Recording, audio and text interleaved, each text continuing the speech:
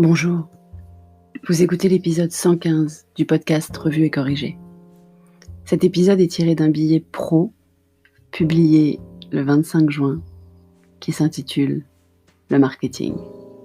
CMO, forcément interne et à plein temps, vraiment ? Ah, le marketing.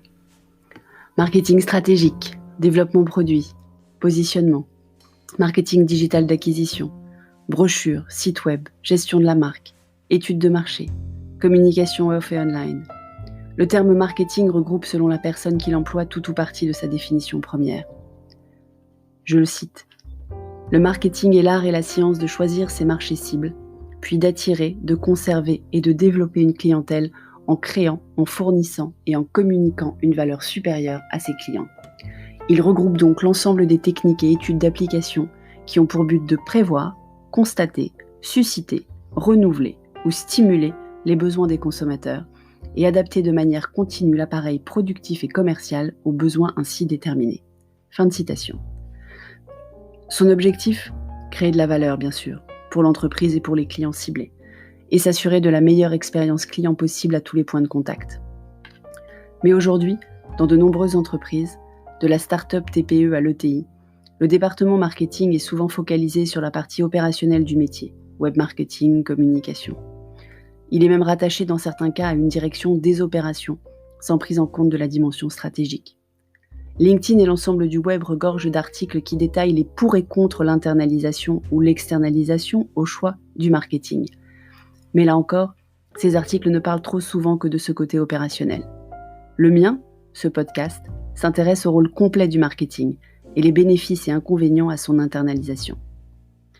Dans les offres d'emploi de Chief Marketing Officer, ou son presque équivalent français directeur marketing, on trouve majoritairement des rôles d'exécution pour atteindre des objectifs fixés par un autre département ou le dirigeant. Développer le web marketing sur un produit développé dans une autre équipe. Fournir des éléments de marketing de commercialisation digitale et ou offline à l'équipe commerciale qui fixe seul les prix. Piloter la communication sur des canaux digitaux et ou offline choisis par le dirigeant pour émuler la concurrence. Pourtant, le Chief Marketing Officer peut, et même devrait, être un des artisans majeurs de la croissance de l'entreprise. Comprendre le marché, comprendre les besoins et désirs des clients, recommander les domaines d'activité stratégiques sur lesquels se concentrer, concevoir la stratégie marketing adaptée, segmentation, positionnement, proposition de valeur, pour ensuite élaborer le fameux mais de plus en plus souvent oublié mix marketing. Produits dont la marque est un composant clé, prix, distribution et promotion, dont entre autres le marketing digital, le marketing de commercialisation et la communication donc, partie intégrante du marketing.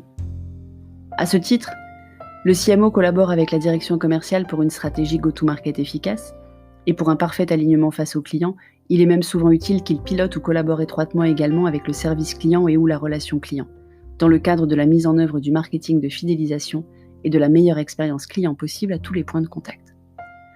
Avec ses responsabilités bien plus larges que celles que ne porte la majorité des responsables marketing actuels, le CMO fait partie de l'équipe dirigeante et collabore avec les autres C-level de l'entreprise, commerce, finance, production, logistique, R&D, RH sur la marque employeur parfois. Ce rôle est donc senior, mais de nombreuses entreprises ne le jugent pas utile. Par méconnaissance de l'exhaustivité du rôle, parce que le ou la dirigeante a déjà des compétences sur ces sujets et ne ressent donc pas le besoin de les déléguer, par manque de budget pour un profil senior, ou parce que tout va bien sans, jusqu'à ce que ça n'aille plus, bien sûr. Si dans la majorité des cas, l'entreprise peut ou croit pouvoir se passer de cette fonction, il y a cependant des étapes dans la vie de l'entreprise auxquelles ce rôle est particulièrement utile. On peut résumer ces cas à deux grandes catégories, la volonté de croissance ou la volonté de mieux rentabiliser ses actions. Par exemple, lancement d'un nouveau produit, voire pivot de l'offre ou changement de cible, donc changement des domaines d'activité stratégique. Ou alors une accélération souhaitée de la croissance, ou au contraire un plateau atteint dans la croissance à dépasser. On peut aussi parler de l'arrivée d'un nouveau produit concurrent ou de substitution sur le marché cible. C'est également le cas pour l'ouverture de nouveaux marchés géographiques par exemple. Et bien sûr pour une recherche d'optimisation et d'efficacité. Autant de sujets qui nécessitent une prise de hauteur avant l'exécution et qui peuvent être particulièrement chronophages pour le ou la dirigeante si il ou elle assume ses responsabilités seul d'ordinaire. Vous l'aurez compris, le CMO senior est une ressource clé pour l'entreprise, mais pas forcément de façon internalisée à temps plein. Alors comment décider s'il vaut mieux internaliser ou externaliser la fonction, voire choisir un CMO interne à temps partagé? Un CMO interne à temps plein apporte beaucoup de confort aux dirigeants. Adéquation culturelle à l'entreprise, synergie avec les autres départements, alignement permanent avec la vision stratégique du dirigeant, réactivité et flexibilité dans un contexte changeant, et excellente connaissance des produits de l'entreprise.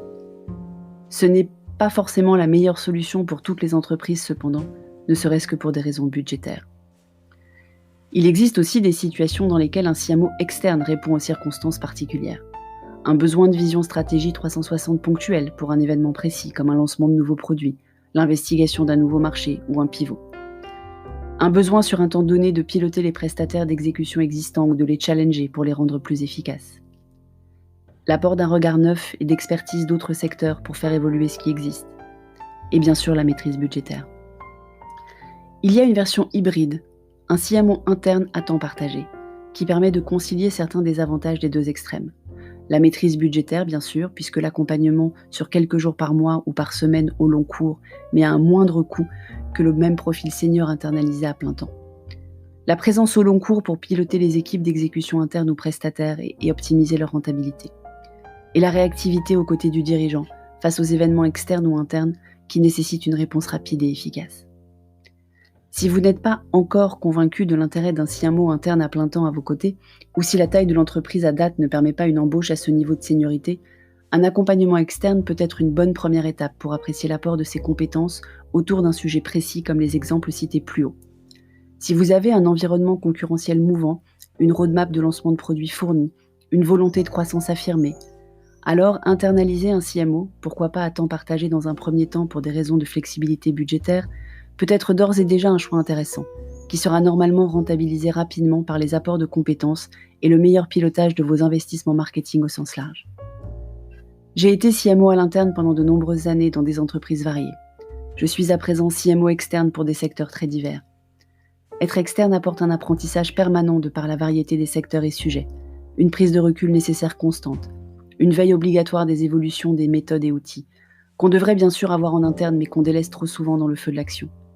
Mais avec deux manques majeurs, s'inscrire dans un projet dans la durée aux côtés d'une équipe dirigeante et transmettre mon expérience et faire monter en compétence des équipes. Donc de l'autre côté de la barrière, c'est aussi difficile de choisir. Merci de m'avoir écouté. Si vous écoutez ce podcast sur Apple, n'oubliez pas de laisser des commentaires avec vos 5 étoiles et sur toutes les plateformes de balado-diffusion. Abonnez-vous et partagez. À bientôt.